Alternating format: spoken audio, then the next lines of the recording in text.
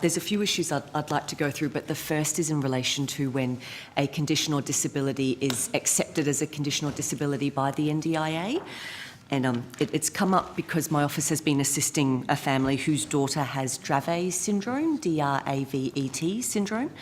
And Dravet syndrome, as I understand it, is yet to be recognised as a condition in itself by the NDIA. And the family's NDIA planner informed them that Dravet syndrome was not an option to put down as their daughter's primary disability, and instead her disability had to be listed as autism severity 3 and severe intellectual disability. Now, as a result of Dravet syndrome not being listed as a reference disability, there's no standardised framework to indicate to a planner what issues they should be looking into and what supports might typically be expected or needed to help a person with that condition.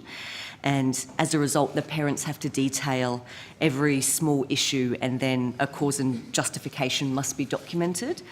And I understand that having a condition listed by the NDIA would result in more people getting more appropriate assistance more quickly. So my first question is around, well, whether you can tell me how a condition comes to be listed as a condition or a disability, if I'm not getting the language right, but how a condition is listed as a condition by the NDIA. I'll deal with that and might go on and make some comments because I don't think that's been handled appropriately by the agency from the sound of it. The basis of the scheme is that is entries for a person with permanent disability, but it's based upon impairment. Now, we list conditions in our operating guidelines where the diagnosis of the condition is manifestly evidence of the level of impairment for the person to get into the scheme. So there's this long list of conditions there. If you've got that, you're manifestly eligible for the scheme on the disability ground. We then list another range of diagnostic conditions where there may be some additional evidence required. It is fairly comprehensive, but it's not necessarily complete of every disability type. But that not being on the list doesn't bar anyone from entry if the condition generates a level of impairment, and so the access should be determined. Where I think the error has occurred is that in conducting a plan, our planners start with a reference package approach which is based upon certain disability types, and we then collect information around that. Those reference packages cover 11 primary conditions, but they certainly don't cover all conditions, and the agency absolutely accepts that there will be people with rare conditions where they're not using a reference package is not an applicable way to do the plan. There has to, in fact, be an individual discussion to understand the condition. These will be ones that very few people are expert in, including the agency, and then put the supports in place. So, Senator, we might get the information from you, and sure, we will help fix that particular one up. But that would be the intended way to operate in this case. Thank you. With the 11 conditions that you mentioned just then, is that list reviewed periodically? How does the review take place? And look, they're trying to capture a number of different things together, and they're really around trying to get a standardised assessment tool that measures functional impairment in a way that matches to both the access and gives a general indication of support need. The correlation to the need is variable. So let me, at the really close level, if a person has a spinal cord injury, all we really need to know is where on the spine the lesion is and how complete it is, and the person's age, and it's a very good indication of functional impairment and support need. We have good measures for cerebral palsy, for brain injury, for MS and motor neuron and the like. So those are some of the 11 conditions? Yeah, but when we get into an area like autism or intellectual disability, we're dealing with quite a range of potential impairments based simply on the diagnosis. You have to apply a lot more judgment in determining the actual support needs. So just to go back to my original question just then, will that list of 11 be updated? The intent is, as the scheme builds up for the rarer conditions, we'll be able to, in effect, generate reference packages. But these will be conditions, and I imagine this is one, there'll be clinical guidelines on that, but there won't be anything anywhere in the world that will give us, that we could pick up and apply and say this is the level of community support you need for that condition, because it'll be so rare. Okay.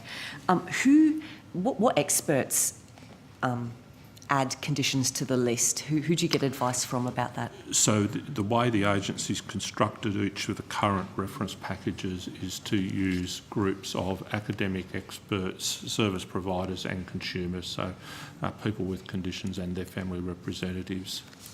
But again, as you go to the rarer conditions, you're drawing from a smaller and smaller pool.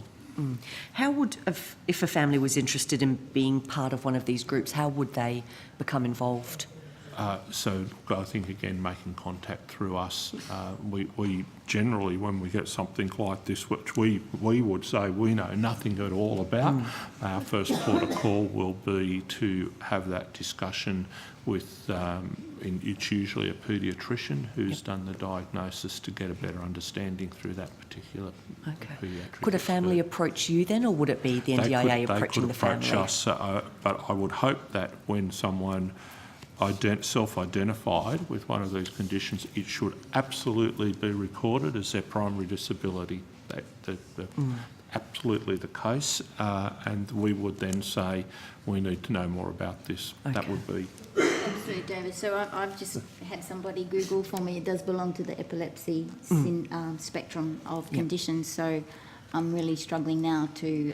So I have to apologise to that family for the error that our team has made there.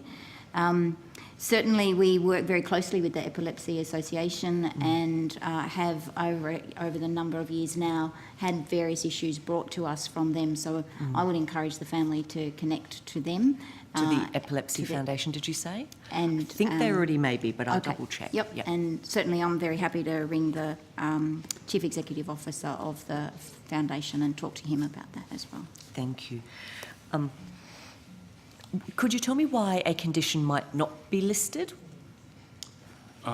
Where there is no clear correlation between a diagnosis and level of functional impairment. So it's really just it's a shortcut where the diagnosis itself says if you've got this, you're in. Now you've brought this to our attention, it may well be one that we could say, yep, we're having had a look at that. It's clear any child who's being diagnosed with this condition will definitely be in the scheme, and we'll add it to the list. It's as simple as that. Okay, all right, thank you. We tried to be comprehensive when we put it together a few years ago, and we do try and update. We talk to people like the Rare Chromosomal Disorder Alliance and the Neurological Conditions Alliance to check back regularly. Thank you. Senator, perhaps a recent example, I met with the representatives of, I'm going to get the technical condition name wrong, but the skin blistering syndrome. They have 1,000 people in the whole of Australia, very much a severity scale of the people with the severe severity, about 150. And so the conversation, they are on the list A, so the manifest conditions, if we call it that. But the conversation that we had was it would be very useful for our planners to work with them to define the level of severity and by age and the types of supports that would be typically valuable and needed by a person, different age, different severity. So that's kicked off over the last couple of weeks, and so that will then enable us to build up advice to our staff, make sure that wherever another child might pop up in that 150, 200 people in Australia, we would then have some reference material to go back to and be very sound in understanding their support needs. Thank you.